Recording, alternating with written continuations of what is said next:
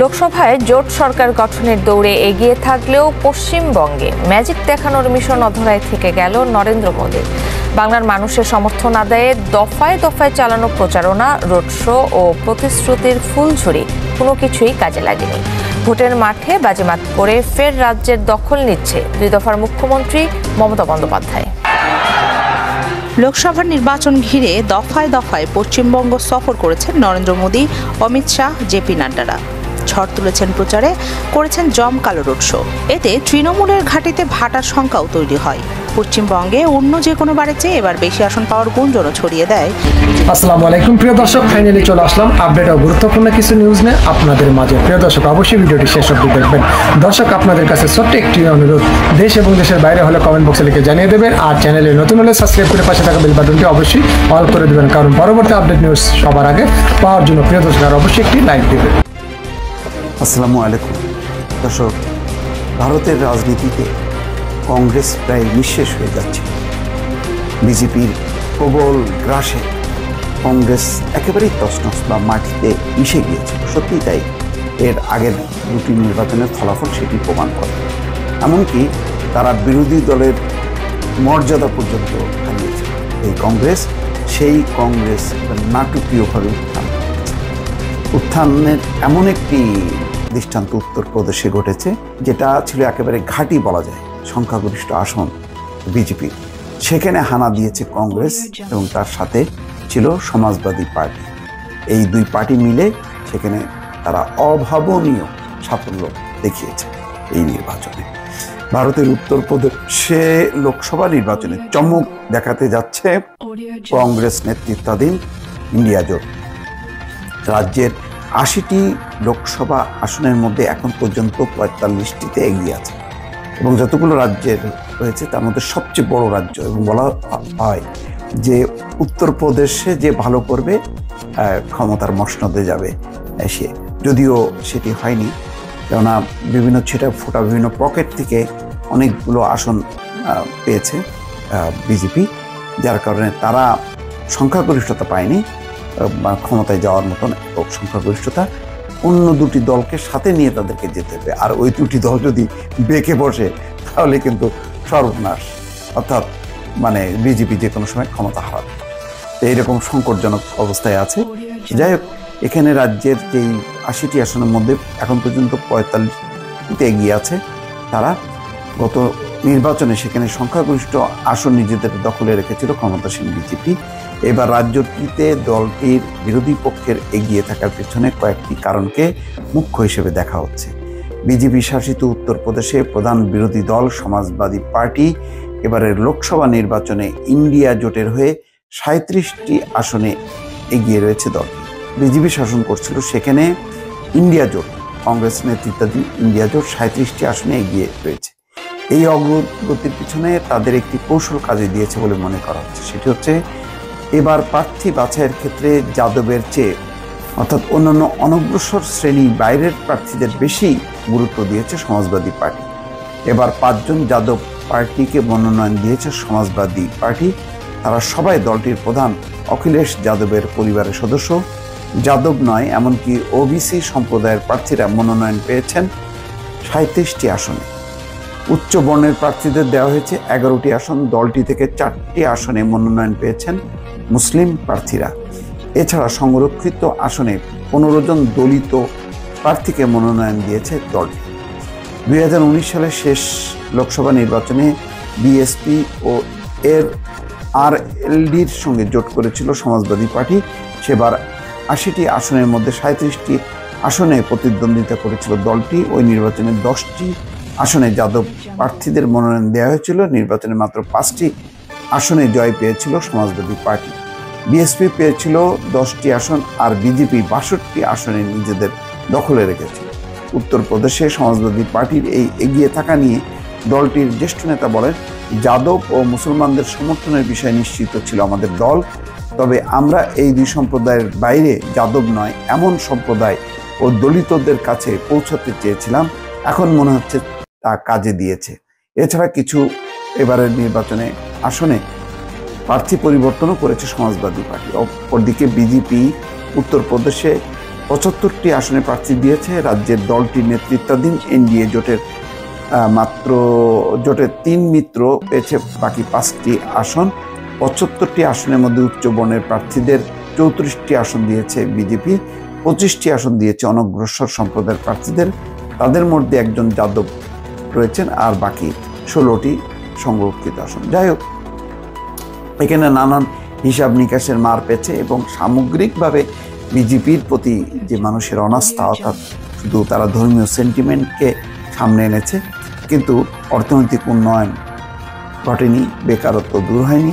সব মিলিয়ে পুরো ইন্ডিয়া জোট সারা, যেখানে তারা ধর্মের উস্কানি দিয়েছে বিজেপি, তার বিপরীতে তারা বেকারত্ব, অর্থনৈতিক দুরবস্থা এসবের জন্য দায়ী করেছে বিজেপি সরকারকে, এবং সেটি হয়তো কাজে দিয়েছে। যার কারণে উত্তরপ্রদেশ সবচেয়ে বেশি আসন যেই লোকসভা নির্বাচনে, সেই আসনেই অর্থাৎ উত্তরপ্রদেশে চমক দেখালো কংগ্রেস জোট, এবং যার কারণে পুরো হিসাব নিকেশ পাল্টে গেল। অর্থাৎ বিপুল সংখ্যাগরিষ্ঠতা পাওয়া বা একক সংখ্যাগরিষ্ঠতা পাওয়ার যে স্বপ্ন।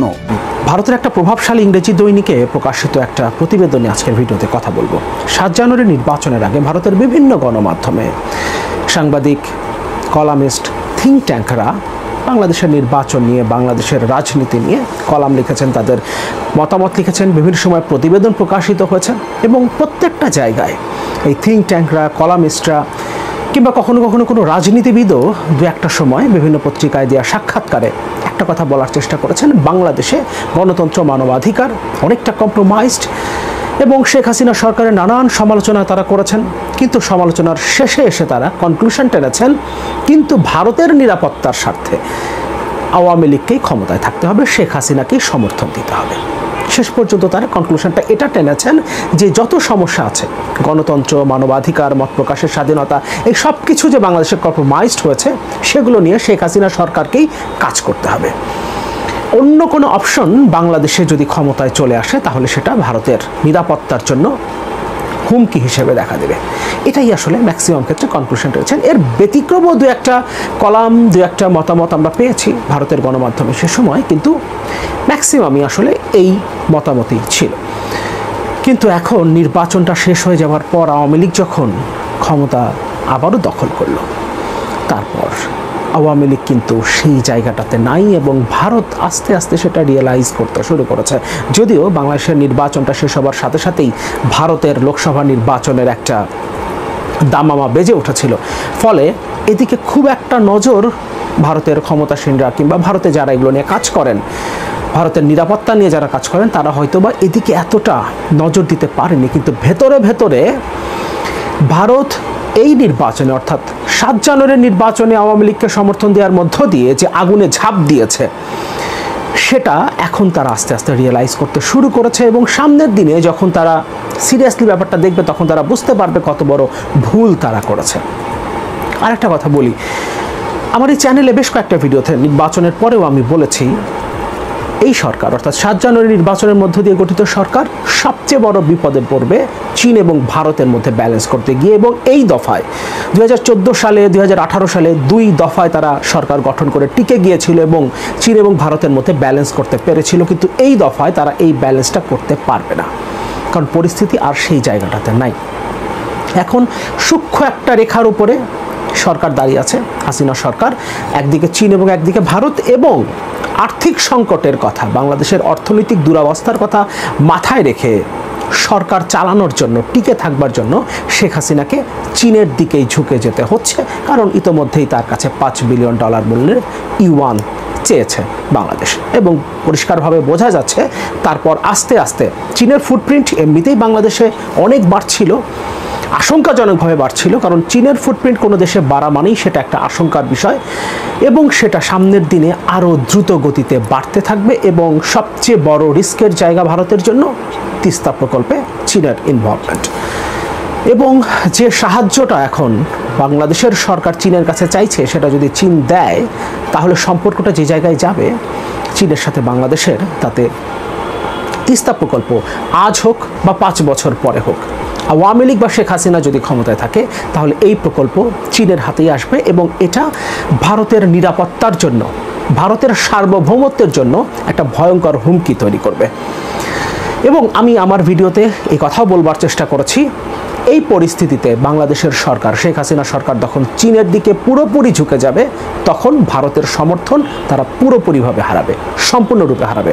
এখনও ভারত দোদুল্যমান অবস্থায় আছে। আমরা নির্বাচনের আগে দেখেছি তারা মুখে কিন্তু কোনো কথা বলেনি। 2014 সালে 2018 সালে তাদের অবস্থান ছিল পরিষ্কার, তারা স্পষ্টভাবে আওয়ামী লীগের পক্ষে তাদের অবস্থান জানান দিয়েছিল, কিন্তু এবারের নির্বাচনের আগে কিন্তু তারা পরিষ্কারভাবে সেই জানানটা দেয় নাই, যেভাবে পরিষ্কারভাবে চীন এবং রাশিয়া সরকারের পক্ষে অবস্থান নিয়েছিল। তারা ভেতরে ভেতরে কাজটা করেছে, সমর্থন দিয়েছে আওয়ামী লীগকে, আবারও ক্ষমতায় রাখতে সহযোগিতা করেছে, কিন্তু তাদের ভেতরে দোদুল্যমানতা ছিল। এবং এইবার যখন চীনের দিকে পুরোপুরিভাবে ঝুঁকে যাচ্ছে হাসিনা সরকার, অর্থনৈতিক সংকটের কথাটাকে মাথায় রেখে তখন পুরোপুরিভাবে ভারত আওয়ামী লীগ সরকারের উপর থেকে সমর্থন তুলে নেবে এবং সেটাই হবে এই সরকারের পতনের প্রথম ধ্বনি। রিপোর্টটা একটু দেখি। চীন ইস্যুতে ডেকান হেরাল্ডের প্রতিবেদন, দৈত্যকে আলিঙ্গন করছে বাংলাদেশ, শ্রীকান্ত কোন্দাপাল্লি নামে একজন লিখেছেন। একটি সাবমেরিন ঘাঁটি, $500 কোটি সহায়তা, ভারতের শিলিগুড়ির কাছে অবকাঠামো প্রকল্প, বাংলাদেশের সঙ্গে অস্ত্র বাণিজ্য ও সামরিক এক্সারসাইজের মাধ্যমে বেইজিং ভারতকে খুব পরিষ্কার করে তার উদ্দেশ্য সম্পর্কে জানিয়ে দিচ্ছে। তা হলো এ অঞ্চলে ক্ষমতার কাঠামো বদলে যাচ্ছে। বৈশ্বিক ও আঞ্চলিক আধিপত্য বিস্তারের অংশ হিসেবে দক্ষিণ এশিয়া সহ বিশ্বের বেশ কিছু অঞ্চলে চীন তার এ অভিযান পরিচালনা করছে। সর্বাবস্থায় বন্ধু পাকিস্তান ছাড়াও শ্রীলঙ্কা, আফগানিস্তান, নেপাল, মলদ্বীপ এবং ভুটানের দিকে সমন্বিত পদক্ষেপ নিয়েছে। তারা এখন বাংলাদেশের ওপর আধিপত্য বিস্তার ও তা শক্তিশালী করছে। বাংলাদেশের কাছে চীন কমপক্ষে $500 কোটি অস্ত্র বিক্রি করে। বিশ্বব্যাপী যে অস্ত্র বিক্রি করে বেইজিং, তার মধ্যে বাংলাদেশকে বিক্রি করা হয় শতকরা 10%। শিলিগুড়ি করিডোর নেপাল এবং বাংলাদেশকে পৃথক করেছে। এই করিডোর ভারতের বাকি অংশের সঙ্গে উত্তর পূর্বাঞ্চলের গুরুত্বপূর্ণ সংযোগ রক্ষা করে। এই শিলিগুড়ি করিডোরের খুব কাছে তিস্তা নদীতে $100 কোটি ড্রেজিং প্রকল্পে চীন ঘোলা পানিতে মাছ শিকারের চেষ্টা করছে। 2017 সালে ভারতের সঙ্গে দোকলামে অচলাবস্থার পর চীন জামফেরি রিজে একটি সড়ক নির্মাণে অগ্রসর হয় এবং সেটা নির্মাণ করে। এটা শিলিগুড়ি করিডোর থেকে খুব বেশি দূরে নয়। বাংলাদেশে বেল্ট অ্যান্ড রোড ইনিশিয়েটিভ প্রকল্পে বেইজিং খরচ করেছে $400 কোটি। সামনের বছরগুলোতে তাদের কমপক্ষে মোট $5,000 কোটি খরচের পরিকল্পনা আছে। দুই দেশের মধ্যে 20 বছর আগে দ্বিপক্ষীয় বাণিজ্য ছিল $120 কোটি। তা গত বছরে বেড়ে হয়েছে $2,200 কোটি। এর মধ্যে ভারতকে সরিয়ে দিয়ে বাংলাদেশের সবচেয়ে বড় বাণিজ্যিক অংশীদার হয়ে উঠেছে চীন। চীনের সঙ্গে বাংলাদেশের বাণিজ্যিক ঘাটতি প্রায় $2,100 কোটি এবং তা বৃদ্ধি পাচ্ছেই। বস্ত্র, পাট ও অন্যান্য পণ্য সহ বাংলাদেশি পণ্যের জন্য বাজার উন্মুক্ত করে দেওয়ার জন্য চীনের প্রতি আহ্বান জানিয়েছে ঢাকা, কিন্তু এক্ষেত্রে বেইজিং কর্ণপাত করছে না। বাংলাদেশের বৈদেশিক মুদ্রার রিজার্ভ কমছেই। মে মাসে তা $19 বিলিয়ন নিচে ছিল। বাস্তবিক অর্থে এটা এখন $12 বিলিয়ন ঘরে। এই অবস্থায় চীনের কাছে $500 কোটি ঋণ পাওয়ার চেষ্টা করছে ঢাকা। তাদের উদ্দেশ্য এই অর্থ দিয়ে কাঁচামাল কেনা এবং বাজেটে সাপোর্ট দেয়া। পছন্দের শতকরা 1% সুদে ঢাকা যখন দীর্ঘমেয়াদী ঋণ চাইছে, তখন বেইজিং সুদের হার বাড়াতে চায়, আরও শর্ত দিতে চায়, যা তারা অন্য দেশগুলোর সঙ্গে করেছে। বিআরআইভুক্ত কমপক্ষে 16টি দেশের উচ্চ পর্যায়ে ঋণ আছে। পাকিস্তান এবং শ্রীলঙ্কার আর্থিক পতন থেকে শিক্ষা নিতে পারত ঢাকা। বাংলাদেশকে এরই মধ্যে $300 কোটি ঋণ দিয়েছে চীন। মোট যে ঋণ আছে বাংলাদেশের, তার মধ্যে এই ঋণ শতকরা 10%। চীনের আরেকটি দুঃসাহসী প্রকল্প হলো কক্সবাজারের পেকুয়ায় বিএনএস শেখ হাসিনা সাবমেরিন ঘাঁটি। এটি এবছর মার্চে উদ্বোধন করা হয়েছে। এটি নির্মাণে চীনের $121 কোটি তহবিল ব্যবহার করা হয়েছে। এখানে একসঙ্গে 6টি সাবমেরিন এবং 8টি যুদ্ধ জাহাজ নোঙর করতে পারে। 2016 সালের শুরুর দিকে চীনের কাছ থেকে $20 কোটি 50 লাখ দুটি মিং শ্রেণীর সাবমেরিন কেনে বাংলাদেশ। বাংলাদেশের এই চয়েস ছিল বিস্ময়কর, কারণ মিং শ্রেণীর সাবমেরিন 2003 সালের এপ্রিলে যান্ত্রিক ত্রুটির কারণে ভয়াবহ এক দুর্ঘটনার শিকার হয়। এতে থাকা 70 নৌসেনার সবাই নিহত হন। অন্য দেশের অভ্যন্তরীণ বিষয়ে তারা হস্তক্ষেপ করে করে না এটা বলা সত্ত্বেও যেসব দেশ তাদের কাছ থেকে ঋণ নিয়েছে তাদেরকে বাধ্য করা চীনের একটি আর্টে পরিণত হয়েছে। এর আগে তাইওয়ান, তিব্বত ও দক্ষিণ পূর্ব এশিয়ার দেশগুলোর সঙ্গে দক্ষিণ চীন সাগর নিয়ে বিরোধে এক চীন নীতিতে অন্য দেশগুলোকে শ্রদ্ধাশীল হতে বলে চীন। বেইজিং শেষের দিকে অন্য দেশগুলোর তাদের নিরাপত্তা নীতি প্রসারিত করার দাবি করেছে। 2021 সালের মে মাসে বাংলাদেশে নিযুক্ত চীনের রাষ্ট্রদূত লি জিমিং ঢাকাকে সতর্ক করে দেন যুক্তরাষ্ট্র, ভারত, জাপান, অস্ট্রেলিয়ার সমন্বয়ে কোয়াডে যোগ দেওয়ার বিষয়ে, কারণ এতে তাদের দ্বিপক্ষীয় সম্পর্ক ক্ষতিগ্রস্ত হবে বলে জানান তিনি। উপরন্তু বাংলাদেশের রাষ্ট্রদূতকে 2022 সালের জুনে বেইজিংয়ে চীনের পররাষ্ট্র মন্ত্রণালয়ের কর্মকর্তা লিউ জিনসং শীতল যুদ্ধের মানসিকতা প্রত্যাখ্যান করতে এবং ওই ব্লক রাজনীতিতে যুক্ত না হতে বলেন। এসব দাবি পূরণের ক্রমবর্ধমান চায়না রাডারের অধীনে এখন ঢাকাকে আরও গভীরে টেনে নিতে বেইজিংয়ের প্রচেষ্টাকে নয়াদিল্লি কিভাবে প্রতিহত করে সেটাই এখন দেখার বিষয়।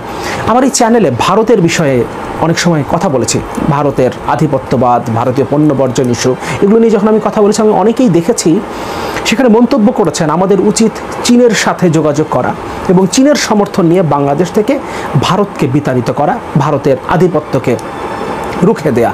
কিন্তু আমাদের একটা বিষয় মাথায় রাখতে হবে, আপনি কখনো শুনেছেন চীনে নির্বাচনের কথা, কিংবা রাশিয়ায় নির্বাচন হচ্ছে সেখানে পুতিন জিতবেন নাকি অন্য কেউ সেখানে ক্ষমতায় আসবেন, কিংবা শি জিনপিং ক্ষমতায় থাকবেন নাকি সেখানে অন্য কোনো দল ক্ষমতায় আসবে?